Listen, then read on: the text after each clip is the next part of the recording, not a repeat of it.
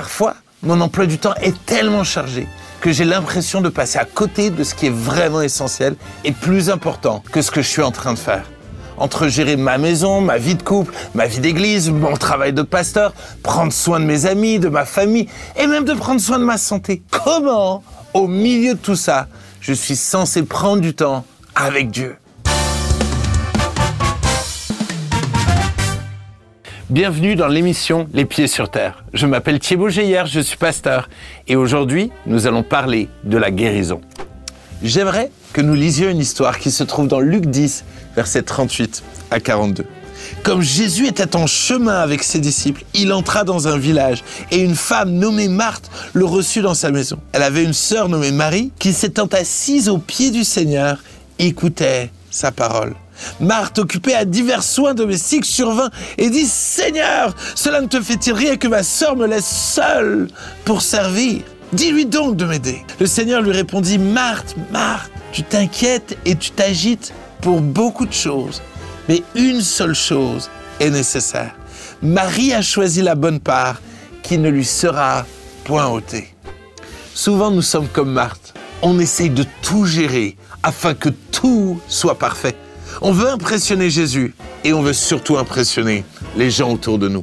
Au point de malheureusement trop souvent nous comparer et d'être fatigués et frustrés quand les choses ne se passent pas comme on le voudrait. On court tellement que ça produit du stress. On passe notre temps à nous plaindre sur notre sort et nos relations avec notre entourage deviennent tellement compliquées. Un des plus grands dangers que l'Église de Jésus-Christ vit, c'est de faire beaucoup de choses pour Jésus et d'en oublier Jésus lui-même. Alors on a l'impression que Dieu ne nous parle plus et on s'enferme dans une boucle du quotidien qui est remplie de bonnes choses, qui oui sont importantes, mais souvent au détriment de ce qui est essentiel. Aïe, aïe, aïe, aïe, aïe, il faut que je trouve ce trait. J'ai tellement de choses à faire. Je suis désolé, je sais que c'est déjà le dos qui stresse. Là, j'arrive pas. Honnêtement, sincèrement, c'est pas toi.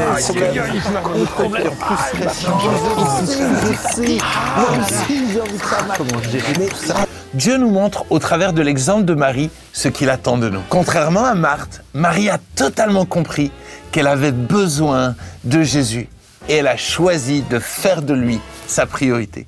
Elle ne s'est pas laissée influencer par le stress de sa sœur et par tout le travail qu'il y avait à faire, car il y a un temps pour toute chose. Elle a décidé d'être avec Jésus, de l'écouter, de se soumettre à lui, plutôt que de faire des choses pour lui. Et alors, elle va découvrir un repos, une joie, une tranquillité et une satisfaction que seul donne Jésus. Ce n'est pas l'approbation de notre entourage qui fera notre bonheur, car il est éphémère. Mais Jésus, lui, est capable de nous donner un bonheur qui, lui, est éternel.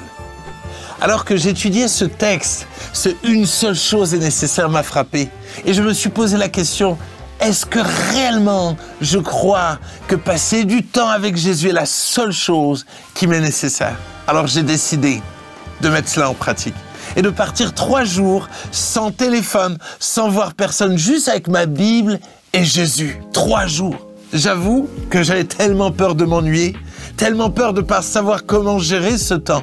J'avais envie de ramener des CD de louanges ou des livres à lire et tout d'un coup de me dire non, je veux réellement savoir si une seule chose est nécessaire. Et donc je suis parti, j'ai jeûné, j'ai prié pendant 3 jours.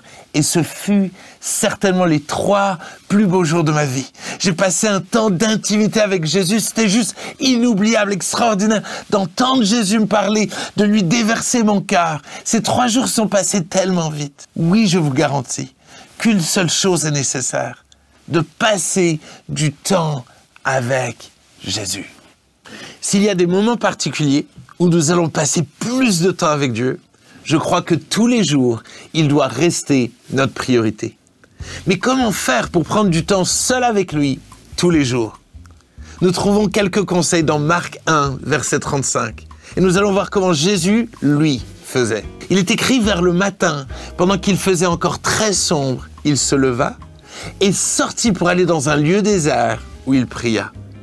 Il va choisir un lieu éloigné où il ne serait pas dérangé et définir un moment précis dans sa journée pour prendre un temps privilégié avec Dieu son Père. Nous aussi, nous devons être intentionnels dans le fait de définir un lieu et un moment pour prier. Ça n'a pas besoin d'être long, mais ce qui compte, c'est la qualité et l'authenticité de ce moment avec Dieu. Si tu n'y arrives pas, alors n'hésite surtout pas à demander conseil à un grand frère ou une grande sœur dans la foi.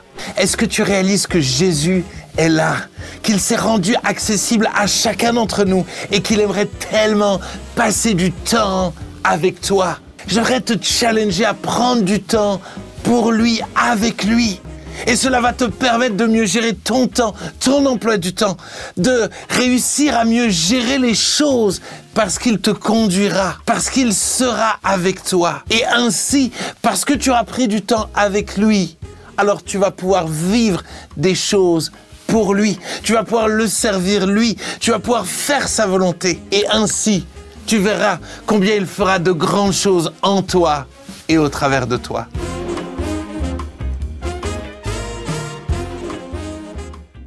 Shalom, j'espère que vous avez aimé cette vidéo.